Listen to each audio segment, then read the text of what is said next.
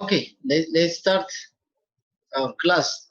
Today we'll see some examples how to transform finite duration discrete time signals from time domain to Z domain. We'll see some examples also how to transform infinite duration discrete time signals from time domain to Z domain. So before that, as you know, continuous time signal, T of t represented by, let's say, x of t, where t is continuous time. So when you transform it into frequency domain, continuous time, Fourier transform, CTFT, so x of t becomes what? X of j omega, or x of omega. This is continuous time Fourier transform. The general form of continuous time Fourier transform, we call it Laplace transform, right? So in the Laplace transform, we use variable s, which is a general term, include the attenuation plus j omega. So in this case, the variable will be only complex frequency j omega, but Laplace transform, we use the variable s, complex frequency variable s, which includes also the attenuation. So Laplace form is general form of what? General form of continuous time Fourier transform. It is the general form.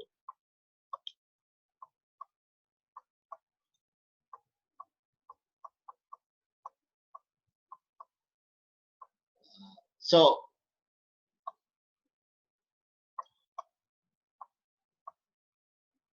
in DSP, or general signal processing, very important to transform our signal from time domain into frequency domain.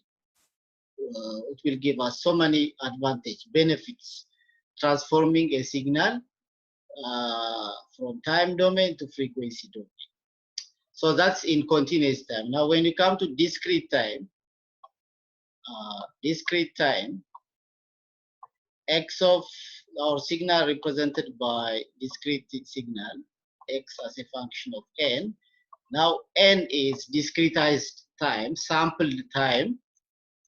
Similarly, we can transform these discrete time signals into frequency domain by DTFT, discrete time Fourier transform. So, which is our signal as a function of what? As a function of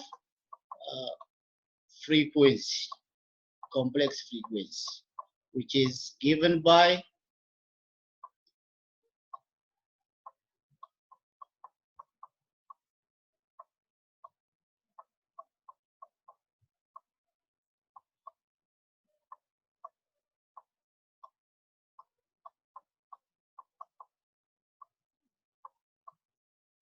this is the discrete time Fourier transform, transform our signal x of n into frequency domain. The general form of this DTFT, just like in continuous case, for the general form of CTFT is Laplace transform. For when you come to discrete time system analysis and design, the general form of DTFT is what we call it Z transform. So in this case, we use the complex variable Z, which is R times e raised to j omega. So you see here we use the our variable is e raised to minus j omega, e raised to j omega, sorry. Now, in this particular case, we use R is equal to 1. Only specific case. But Z transform is general case of this transform. So x of z will be, what is the formula of Z transform? Summation n from minus infinity up to infinity, our signal x of n, which is time domain, multiplied by what? Multiplied by, now we use the variable z, the power of minus n. Now,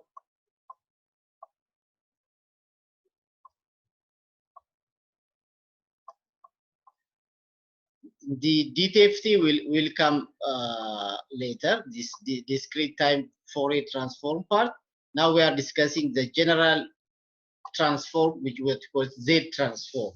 So in Z transform, we take any value of R. The attenuation amplitude part can be any value of R. This is the complex frequency of the phase. So what we can say is Z transform is a general form of DTFT.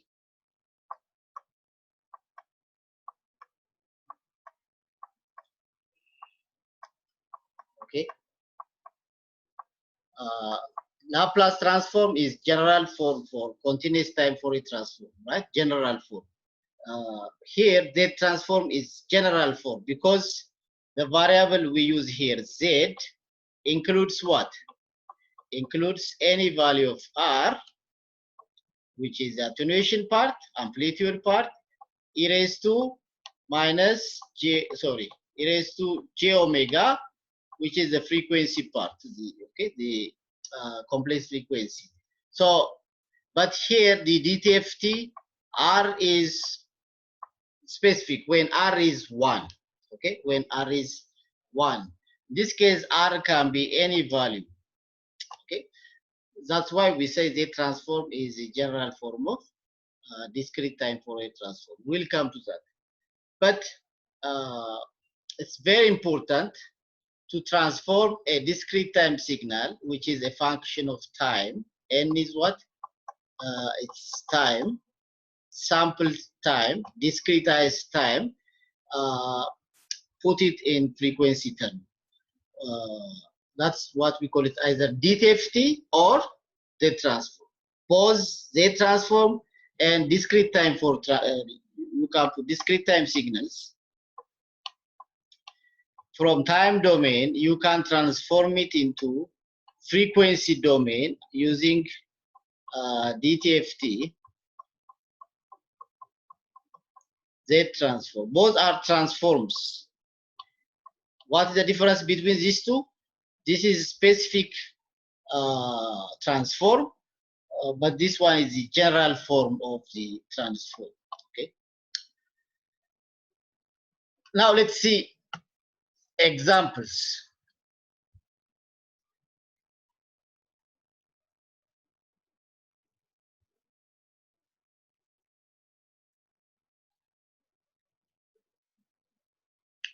Okay, so the first example.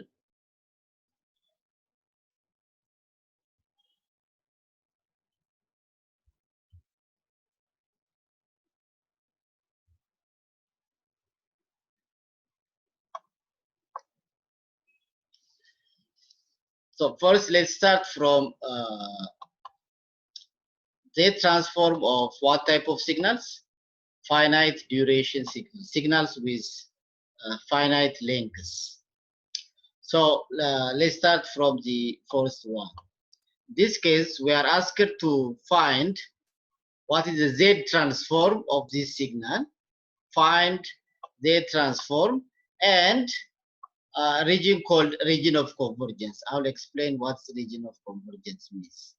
Okay, so our signal, let's see the solution.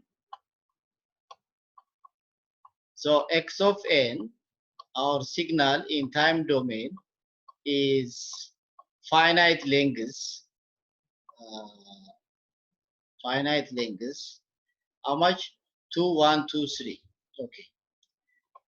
2. The arrow is here. 2, 1, 2, 3. How many samples? 4 samples. It's finite value. The length is 4. That's why we call it finite duration signal. That's first point. It is finite duration. The length is not infinite. We have only 1, 2, 3, 4 samples. And the other thing is this signal is causal.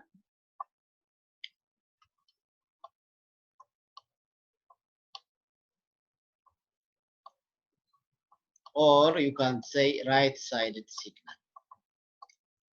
Okay. Right-sided signal.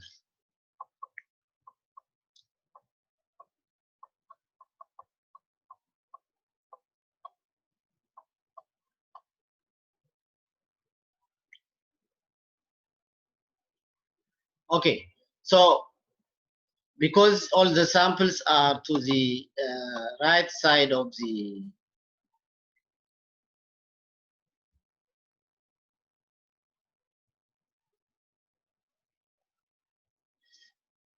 because all the samples are to the right side of the arrow, as you know, the arrow is when n is equal to what?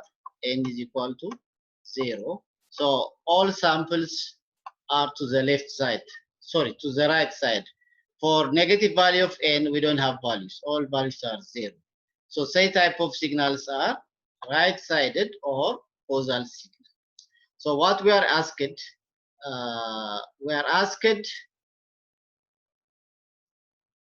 okay,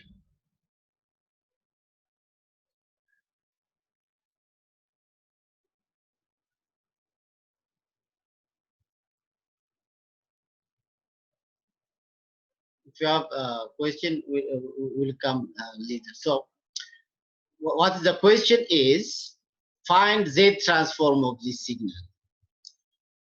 So we are asked to find what? To transform this signal as a function of time into Z. Transform this signal as a function of n to a function of Z.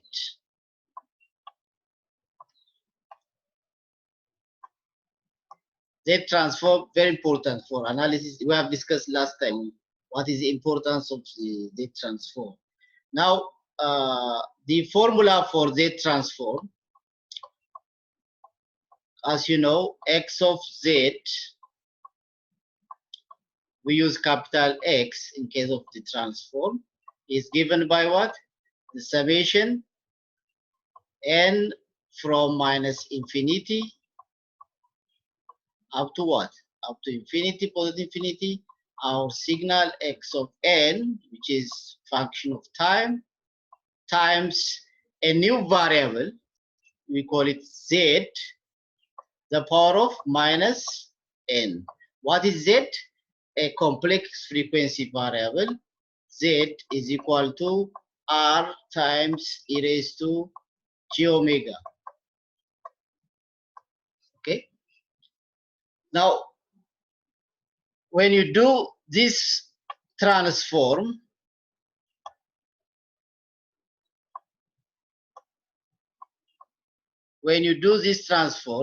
from x of n to x of z, then the x of z will give us a clear picture about our signal.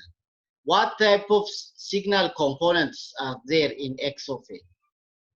As we have discussed last time, if you remember, last class, z is what? R times e raised to j omega, right? Complex frequency variable. Now, in our Z transform formula, we make z to the power of minus n. So z to the power of minus n will be r to the power of minus n, j omega to the power of minus n here. So e raised to j omega, from Euler's relation, you can write it as cos omega n minus j sine omega n, r to the power of minus n. So z, look here, inside this signal x of n, we are relating it what? With, when you do z transform, you are finding similarity between x of n and this z of minus n. What z of minus n? This one. So we call it correlation. What type of signals, frequency components your signal has? Okay. To determine that, it's very important to identify the type of frequency components any signal has, whether it's electrical communication signal. It's not one single frequency component.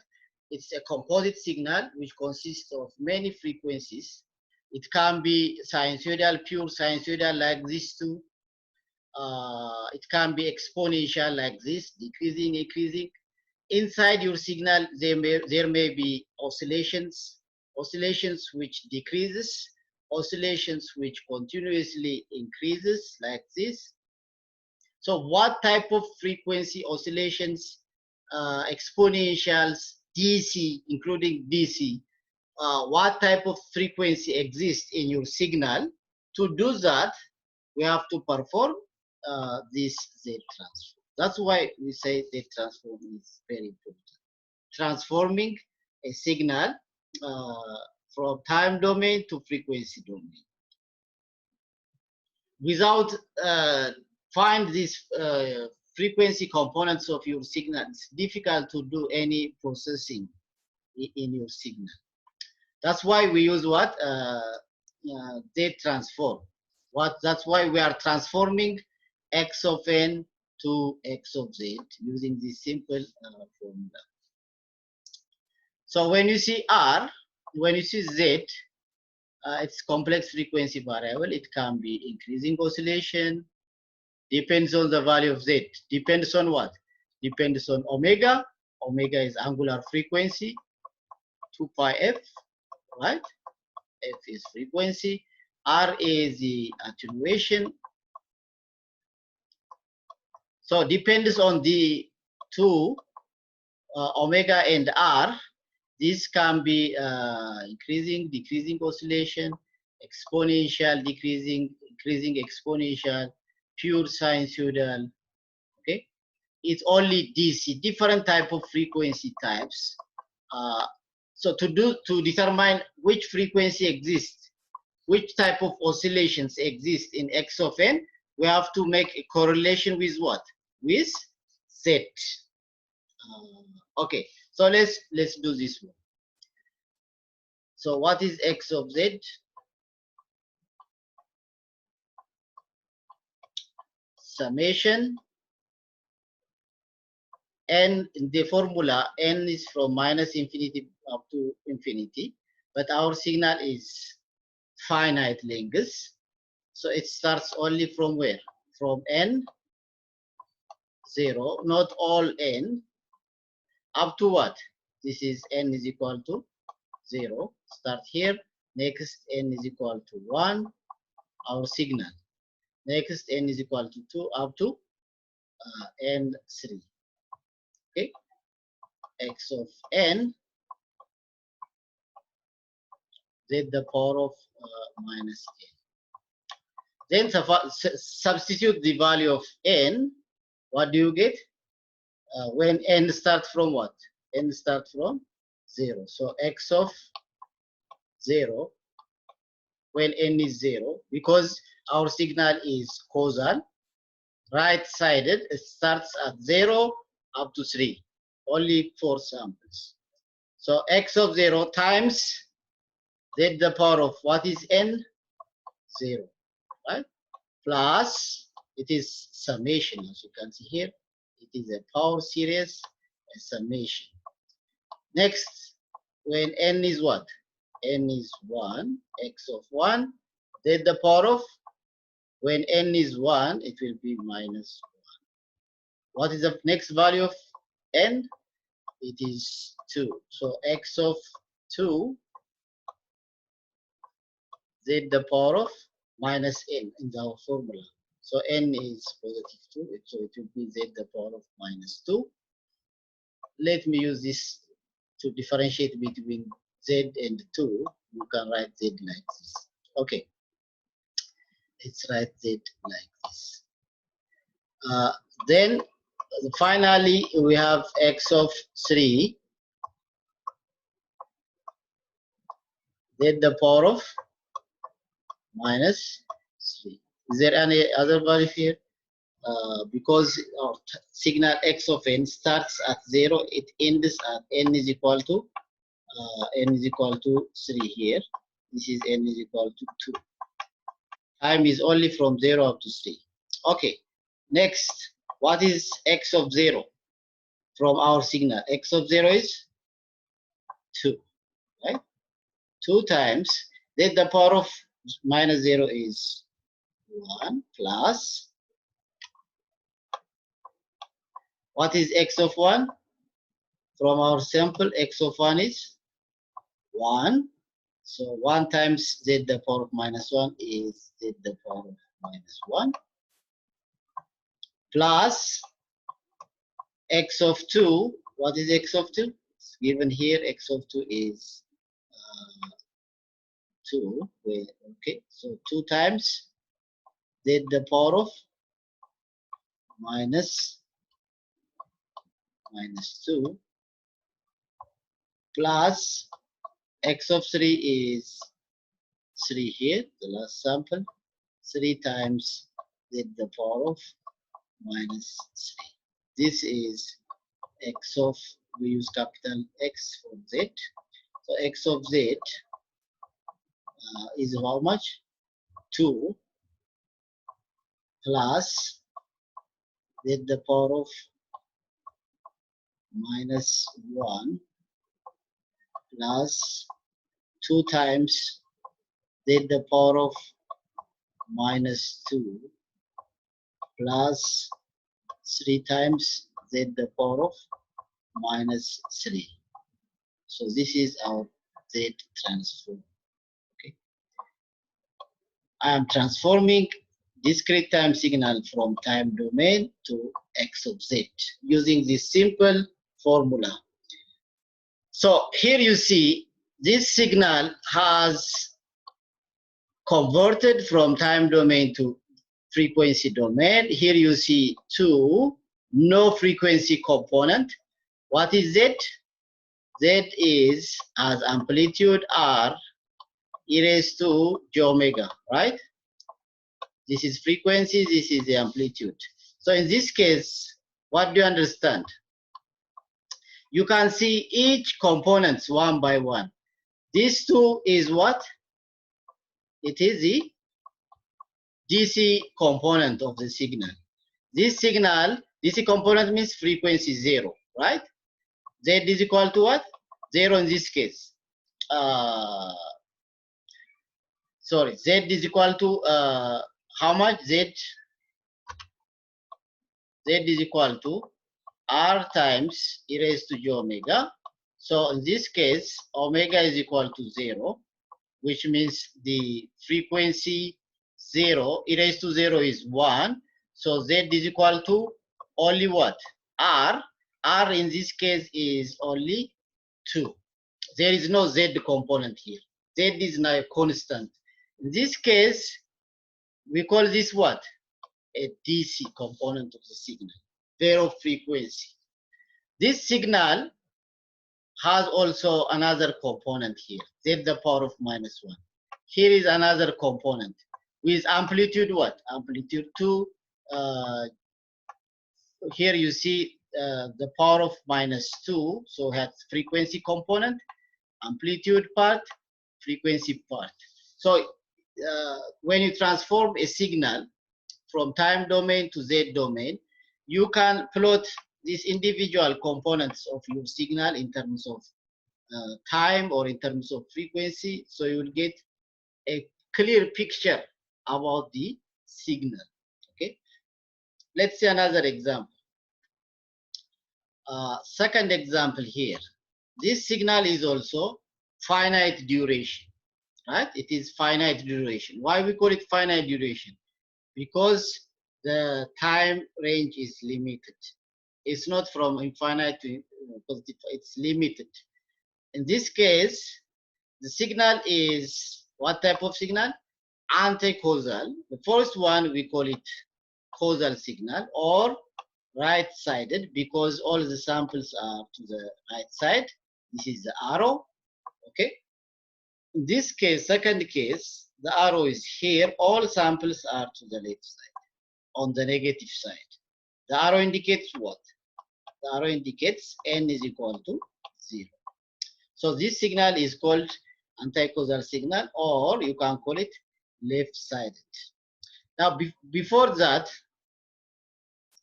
there is one important concept, what we call it ROC, region of convergence. ROC. Okay, region of convergence. So here, when you see Z, it is complex variable. So we need two-dimensional plane to plot Z. Z is not single number, so that's why we need two-dimensional plate. So this is the real part. Okay, this is the real part. This is the imaginary axis. So Z can be any value. Z, as you can see here, this is in polar coordinate. In polar coordinate, so this plane is called Z plane.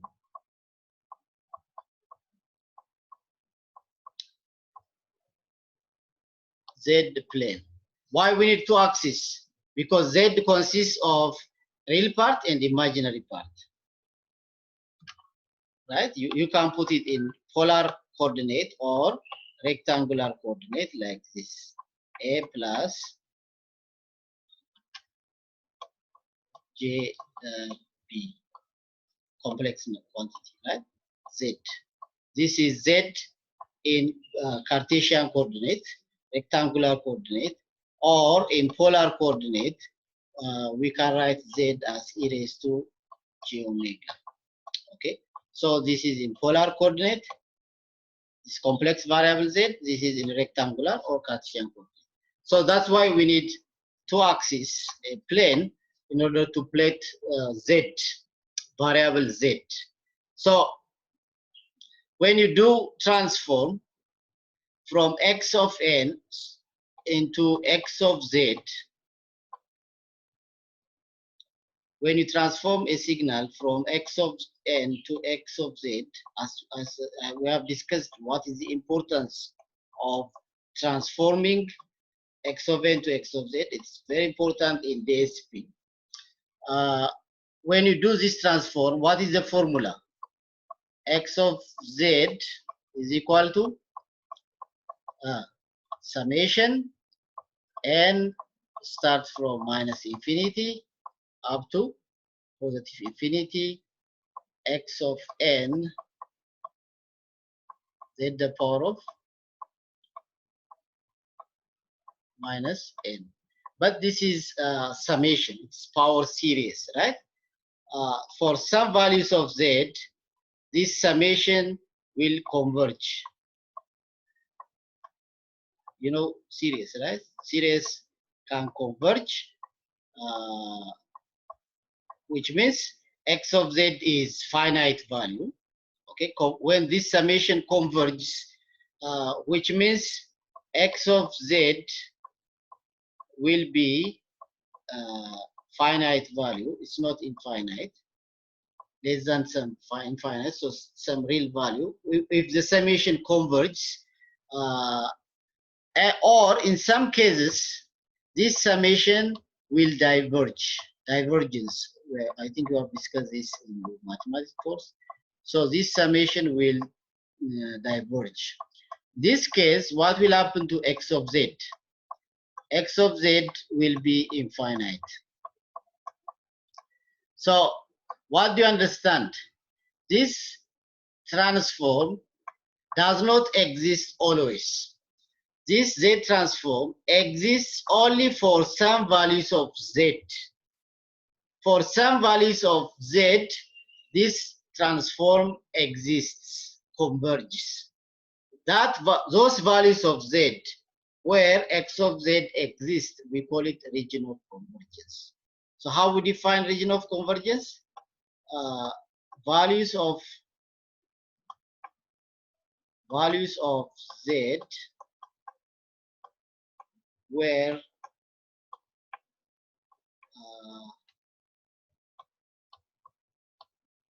x of Z is not finite. Is not finite. Some less than, okay. Values of Z where x of Z is some finite value. It exists. Those value of Z, we call them region of convergence. So let's see the first case. The first case, our signal x of n is the right-sided causal signal. We have seen how much it is, starts from 2 samples. The next sample is 1. Next sample is 2. Finally, it is 3. Right? Finite sequence. Finite length. When you transform it into Z, it becomes x of Z is equal to 2 plus Z the power of minus 1 plus 2 times Z the power of minus 2 plus 3 times Z the power of minus 3. Now, you know why we need to convert this into this, right? When you transform x of n to x of z, now we know what is the DC component. This signal has DC 2, amplitude 2, okay? Next, we have z the power of minus 1. Z minus the power of minus 1 may be some oscillation, decreasing oscillation. Another component, 2 times z the power of minus 2, maybe another oscillation. Another, so you can understand the components, what type of oscillations that it does exist in your signal x of n. You can determine by transforming. But as you can see here, x of z is 2 plus z the power of minus 1 plus 2 to the power of minus 2 plus 2 to the 3 times z the power of minus 3 here. It is finite for all value of z except z is equal to 0. If you substitute z is equal to 0, what will happen?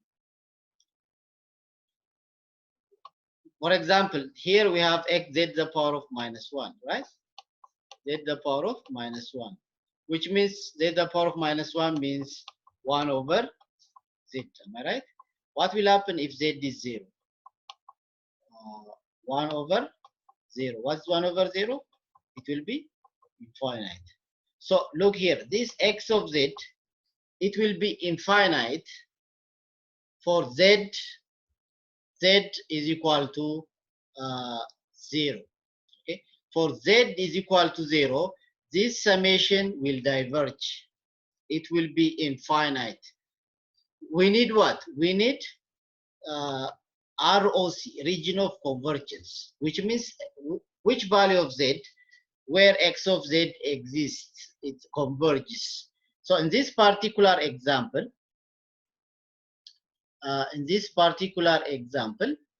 we'll see more examples. In this particular example, what is the region of convergence? Our region of convergence is all z except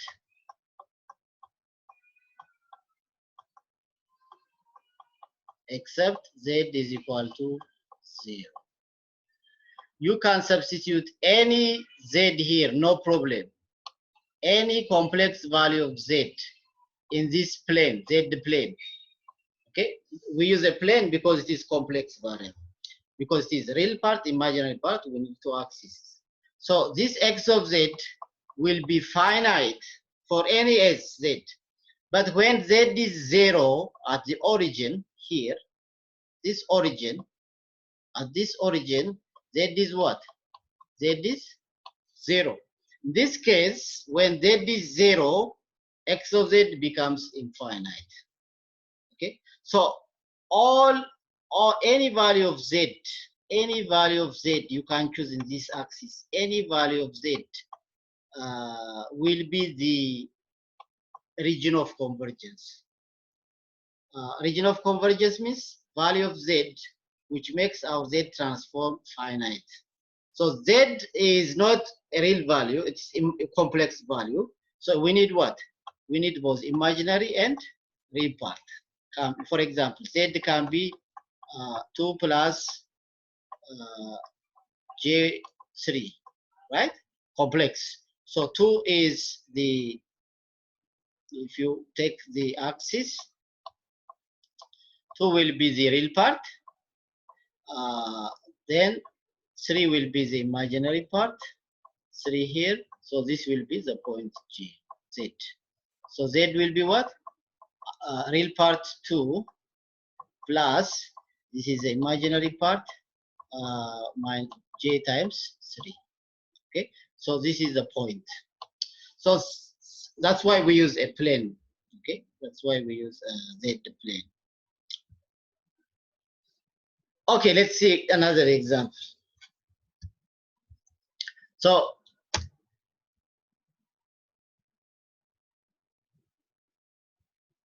let's see the second one.